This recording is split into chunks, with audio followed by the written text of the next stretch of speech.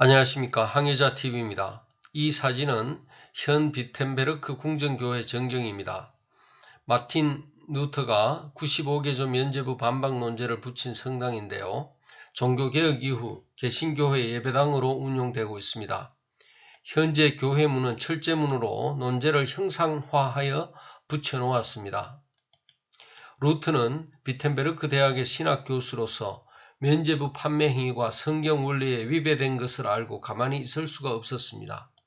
이러한 면죄부 판매의 문제점에 대해 1516년부터 강단에서 설교하였지만 면죄부 판매 지역이 더욱 확대되자 1517년 10월 31일 이에 반대하는 95개 논제를 비텐베르크 궁정교회 정문에 내걸게 되었습니다.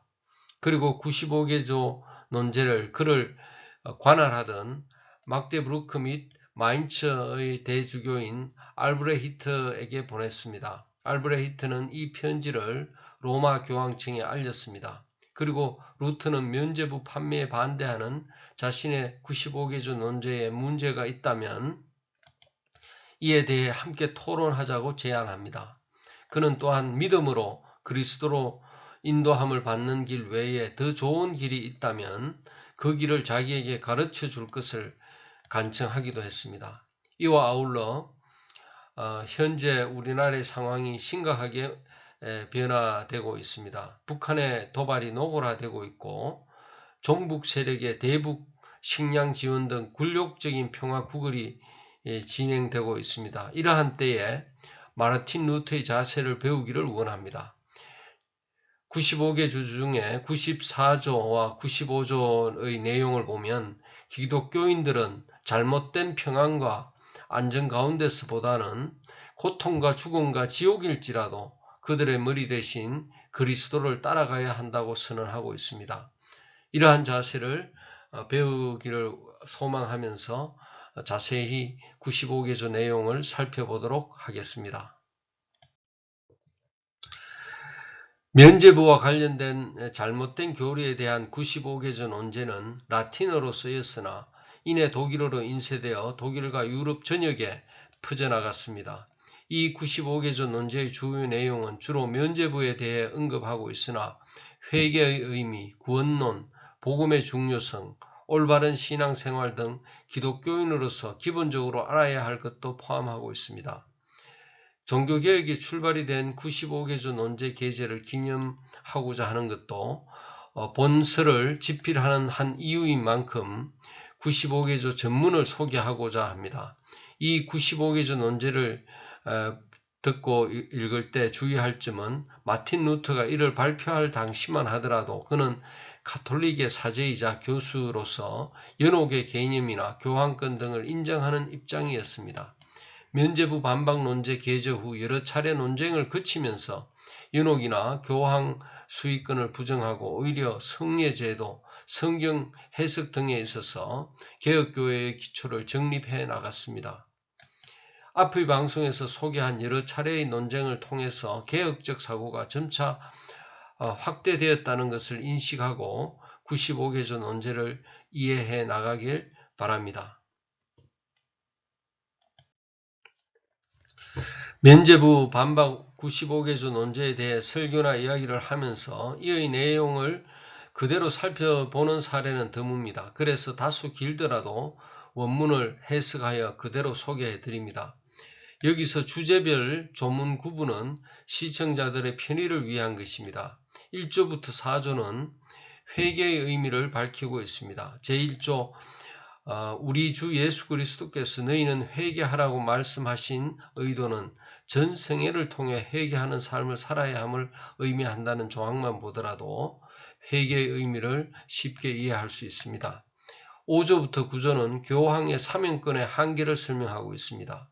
여기 5조 교황에게는 교황의 권위에 의했으나 교회법에 의해 부과된 형별 외에 어떤 죄도 사면할 수 있는 능력이 없다는 내용만 보더라도 죄를 사해 줄 수 있는 분은 하나님이시다는 것을 알 수 있습니다.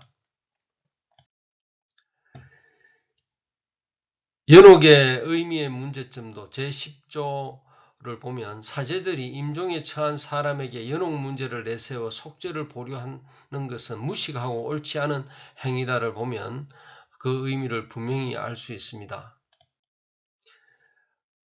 또 면죄부의 문제점과 사기적 의미에 대해서는 제20조부터 40조까지 자세히 설명하고 있습니다. 특히 제21조 교황의 면제에 의해 죄를 사면받고 구원받는다는 형태의 면제 관련 설교자들은 모두 잘못을 하고 있는 것이라고 직접적으로 잘못된 현 상황을 지적하고 있습니다.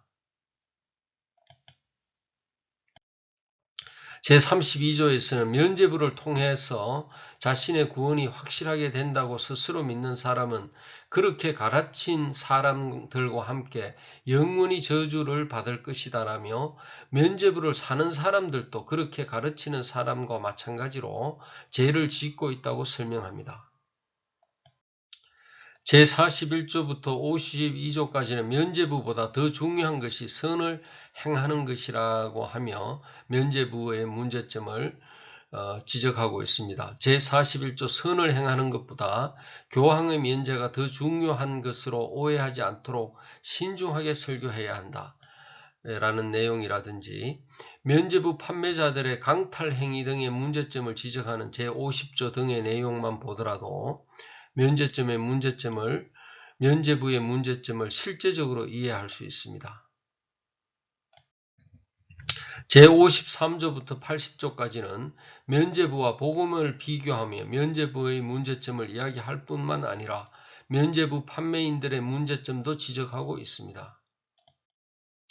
제67조와 68조 면죄부 판매인들이 큰 소리로 최상의 은혜라고 하는 면죄부는 실제로는 그들의 이익에만 추구에만 몰두한다는 것을 설명하고 있습니다. 제68조에도 그러나 그것들은 하나님의 은총과 십자가의 은혜와 비교하면 아무것도 아니다라는 내용을 보더라도 면죄부의 허상을 이해할 수 있습니다.